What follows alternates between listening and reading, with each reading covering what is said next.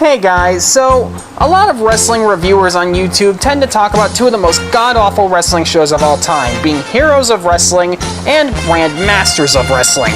However, those shows are kinda done to death, and frankly, no one seems to mention another show from 2005 that essentially did the exact same thing they did, cashing in on legends that were way past their prime. This is World Wrestling Legends 605 Reunion Show from the Hard Rock in Orlando, Florida. Will this be good, or is it Heroes of Wrestling 2.0? Let's begin. Take two, mother muchachos!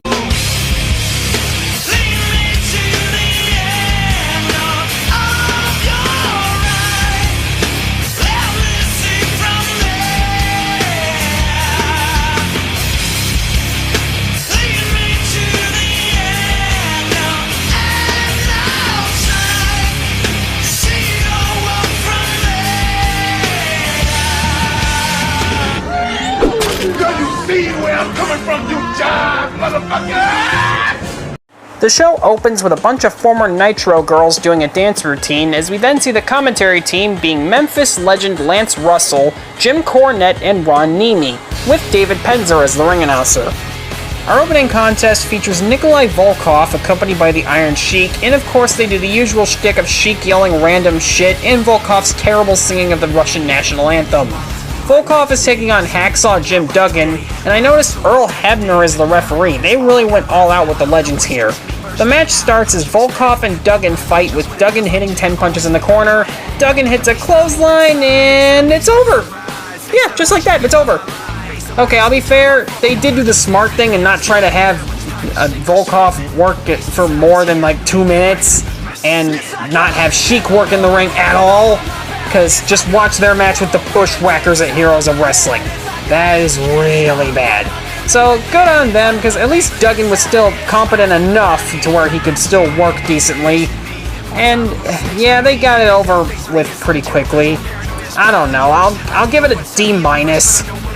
Rick Steiner cuts a backstage promo, yelling and making dog noises to the point where I can't actually tell what he or the interviewer are actually saying here. It all to you, Rick Steiner, the Steiner Brothers, clotheslines, and we're gonna give it all. Ooh, ooh, ooh. Hey, speaking of Rick Steiner and Steiner Brothers, boy, the Superstation is where it all started. Rick, the Steiner Brothers were riding high then, and you're riding high here tonight, And watch the kids, because it's gonna be graphic. Ooh, ooh, ooh.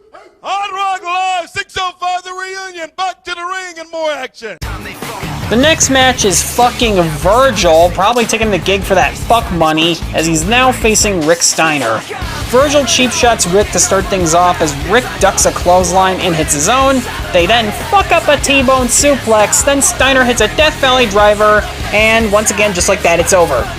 At least there was more moves in this one.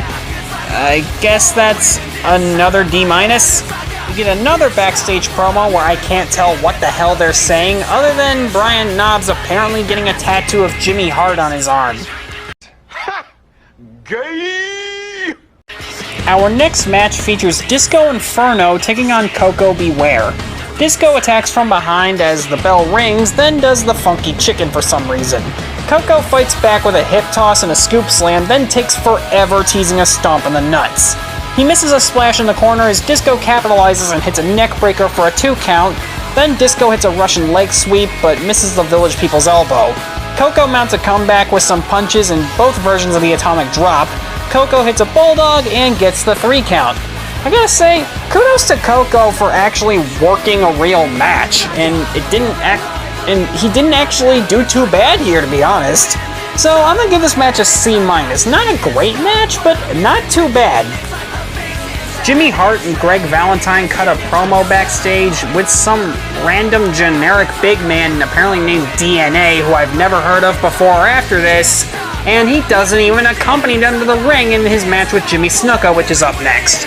We now go to that match as Hammer does a lockup in the corner, like 3 times. Hammer and Snuka brawl with some slow offense as Hammer surprisingly bumps his ass off for Snuka's old ass. Hammer elbows Snuka, then hits a chop from the middle rope. Hammer has Snuka in a long rest hold, then misses an elbow drop. This match is exactly what I thought I was going to get the whole show. Really slow, sad old men fumbling around the ring.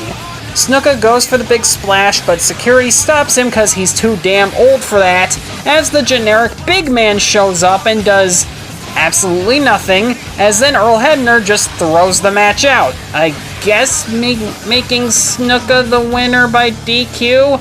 I don't fucking know. This is exactly what I thought I was gonna get here. Just bad Heroes of Wrestling type shit. It's an F. Our next match is Eddie Colon, who is managed by his father Carlos, and most WWE fans will probably know Eddie as Primo. He's taking on Vampiro. Vampiro kicks Primo in the dick and then hits a choke slam. Primo hits some head scissors and a Hurricane Rana, then Vampiro hits a karate kick.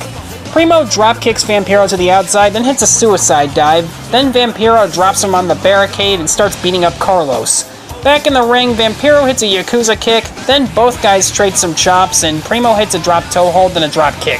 Primo then hits a DDT for a 2 count. Primo hits a back body drop and a monkey flip, then ducks a spinning heel kick. Primo does a flying sunset flip for a 2 count, then fails multiple pin attempts. Vampiro hits a drop toe hold, then a pump handle powerbomb, but Carlos Colon then grabs Vampiro's leg. Primo hits a super kick, but then runs into a clothesline as Vampiro uses the ropes for the 3. I gotta say, this is actually a really good match, and probably the high spot of this show so far. I mean, I couldn't really tell who the heel was, but you know what, that's not really important because this is the only show this company ever ran. Anyway, I'm gonna give it a B-, not bad. Also, after the match, Carlos and Eddie then do a double headbutt on Vampiro. Our next match is the Ugandan Giant Kamala taking on Jake the Snake Roberts. Pre-DDP Yoga. Oh, I am not looking forward to this. Roberts seems to actually be sober for this, but both guys are still just plodding around teasing the snake. Kamala then does some very bizarre selling of Roberts' slow offense, as they plod around some more with slow punches. Kamala gets Roberts in a nerve pinch for like 2 minutes. Like I said, at least Roberts isn't drunk here, but this is so fucking boring. Kamala goes to squish the snake, but Roberts DDTs Kimchi and pulls out the snake, and Kamala runs away, getting counted out. This match is obviously a fucking dud. By God, was it terrible. I mean, it's not like meme-worthy like him drunk at Heroes of Wrestling. I don't need to put a counter for how many Heroes of Wrestling references I'm making here, but still, this match is fucking terrible. The next match is a tag team match with Mike Graham and Dory Funk Jr., accompanied by Bruno Sammartino, against Tully Blanchard and David Flair, accompanied by JJ Dillon. Okay, so, weird thing here is with the footage I could get of this show, like, it cuts off mid-match here, and then part 2 I can find in this event of the last couple matches, it is missing the ending of this match, and it just cuts to the last 2 matches, and it's missing a whole other match with the Armstrongs, Steve, Brad, and Bob, against the Midnight Express, Dennis Condrey, Stan Lane, and Bobby Eaton. And, yeah, sorry, but I can't give this match a rating, because, you know, I can't watch the whole fucking thing, I can't find any footage of the whole thing, because this is the only footage I could find online, is this cut-up version on YouTube, but from what I can see of this match, no, it's not very good at all. Anyway, let's just go on to the last parts of the show.